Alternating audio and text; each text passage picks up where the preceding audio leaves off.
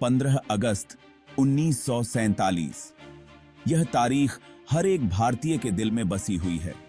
यह दिन है जब भारत आजाद हुआ था, जब अनगिनत स्वतंत्रता सेनानियों के सपने सच हुए थे।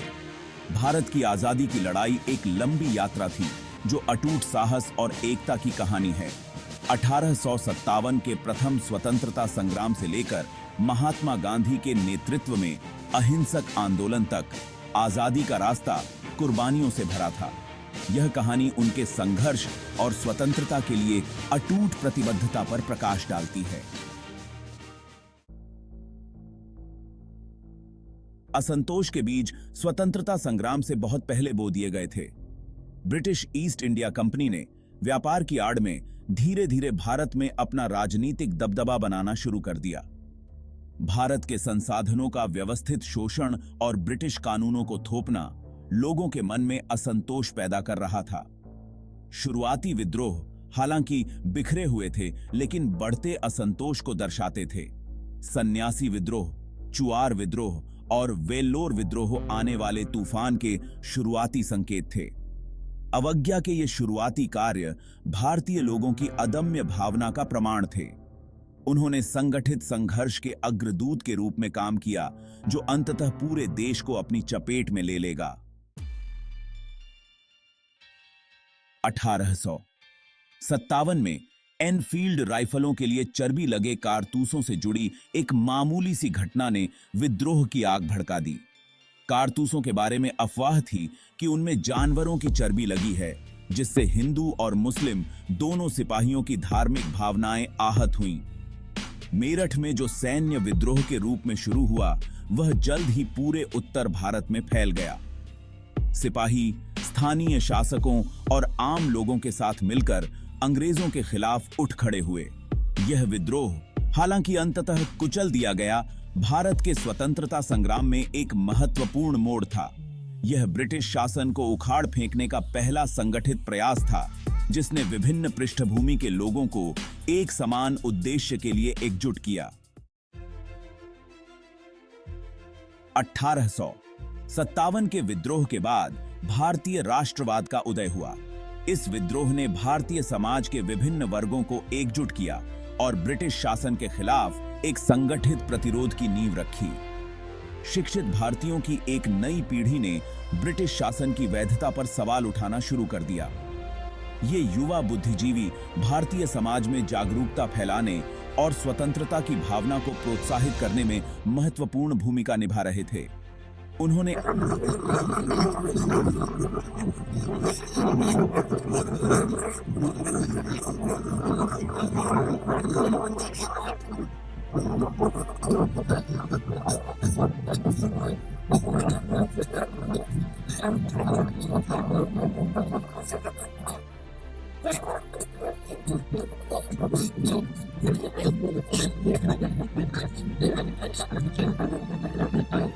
वे धीरे धीरे अधिक अधिकार और स्वायत्तता की मांग करने लगे। दादा भाई नौरोजी और गोपाल कृष्ण गोखले जैसे नेता बातचीत के जरिए स्वशासन हासिल करने में विश्वास रखते थे। वे मानते थे कि शांतिपूर्ण और संवैधानिक तरीकों से ही स्वतंत्रता प्राप्त की जा सकती है। हालांकि 20वीं सदी की शुरुआत में सुधारों की धीमी गति को लेकर हताशा बढ़ती गई। भारतीय जनता में असंतोष और आक्रोश बढ़ने लगा। 1905 में बंगाल के विभाजन ने राष्ट्रवादी भावनाओं को और भड़का दिया। इस विभाजन ने भारतीयों को एकजुट किया और स्वदेशी आंदोलन को जन्म दिया। इस काल में अधिक मुखर राष्ट्रवादी नेताओं का उदय हुआ, जो पूर्ण स्वतंत्रता की वकालत करते थे। ये नेता भारतीय स्वतंत्रता संग्राम को एक नई दिशा में ले गए और जनता को प्रेरित किया।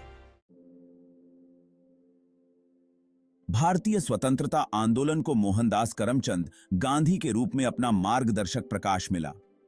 1915 में दक्षिण अफ्रीका से लौटकर गांधी ने भारतीय स्वतंत्रता संग्राम को बदल दिया। गांधी का सत्याग्रह का दर्शन, जिसका अर्थ है सत्य की शक्ति, लोगों के दिलों में बस गया। उन्होंने अहिंसक प्रतिरोध के माध्यम से अन्याय का सामना करने में विश्वास किया। उनकी सरल जीवन शैली और अहिंसा के शक्तिशाली संदेश ने उन्हें एक एकीकृत व्यक्ति बना दिया। भारतीय राजनीतिक परिदृश्य में गांधी के प्रवेश ने एक महत्वपूर्ण मोड़ ला दिया।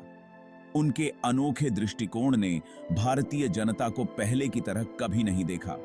गांधी के नेतृत्व ने भारतीय राष्ट्रीय कांग्रेस को एक जन आंदोलन में बदल दिया। 1920 में गांधी ने असहयोग आंदोलन शुरू किया, जिसमें भारतीयों से ब्रिटिश वस्तुओं और संस्थानों का बहिष्कार करने का आह्वान किया गया। आंदोलन को अभूतपूर्व प्रतिक्रिया मिली, जिसमें लाखों लोगों ने शांतिपूर्ण विरोध प्रदर्शनों में भाग लिया। असहयोग आंदोलन गांधी के दर्शन की शक्ति का प्रमाण था। इसने प्रदर्शित किया कि एक अहिंसक संघर्ष एक औपनिवेशिक शक्ति की ताकत को चुनौती दे सकता है। आंदोलन हालांकि बाद में वापस ले लिया गया, भारत में ब्रिटिश शासन की नींव हिला दी। इसने जन मोबिलाइजेशन और अहिंसक प्रतिरोध की क्षमता को प्रदर्शित किया। आंदोलन ने आत्मविश्वास की भावना पैदा की और पूर्ण स्वतंत्रता के संकल्प को मजबूत किया। जीवन के सभी वर्गों के लोगों ने ब्रिटिश शासन के विरोध में एकजुट होकर भाग लिया। 1930 में गांधी ने सविनय अवज्ञा आंदोलन शुरू किया, जिसके साथ दांडी मार्च एक निर्णायक क्षण था। गांधी ने 48 अनुयायियों के साथ अन्यायपूर्ण नमक कानून को तोड़ने के लिए 240 मील की पदयात्रा की। नमक सत्याग्रह ने देश की कल्पना पर कब्जा कर लिया। लाखों भारतीय आंदोलन में शामिल हुए और अपना नमक बनाकर नमक कानून का उल्लंघन किया। आंदोलन में व्यापक सविनय अवज्ञा देखी गई, जिसमें भारतीयों ने शांतिपूर्वक विरोध किया और गिरफ्तारी दी।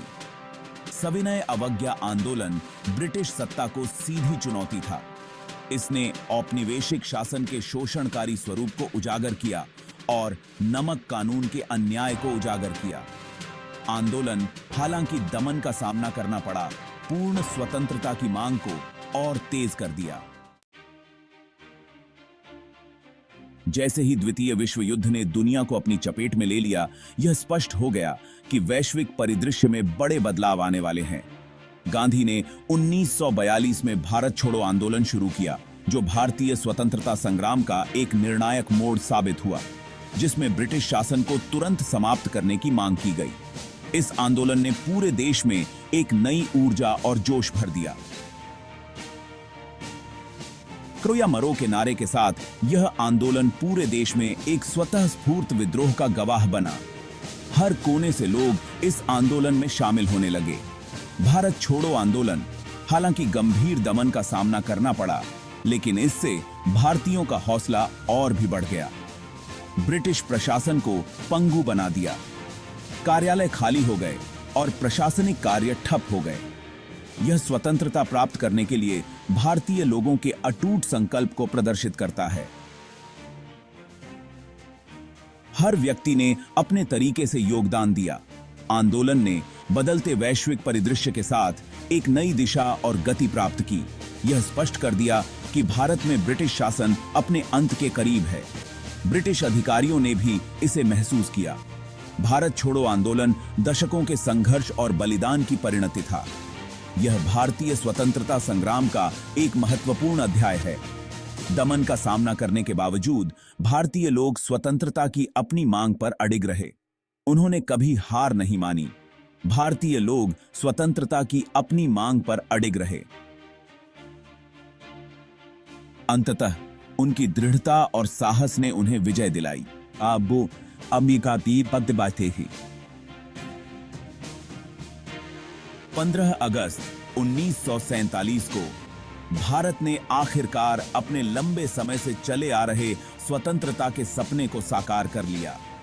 यह दिन भारतीय इतिहास में एक महत्वपूर्ण मोड़ था। जैसे ही भारतीय ध्वज फहराया गया, इसने एक युग का अंत और एक नए युग की शुरुआत का प्रतीक किया। यह एक ऐसा क्षण था जिसने हर भारतीय के दिल में गर्व और आशा की भावना को जन्म दिया। आजादी एक कीमत पर मिली। यह संघर्ष और बलिदान की एक लंबी यात्रा थी।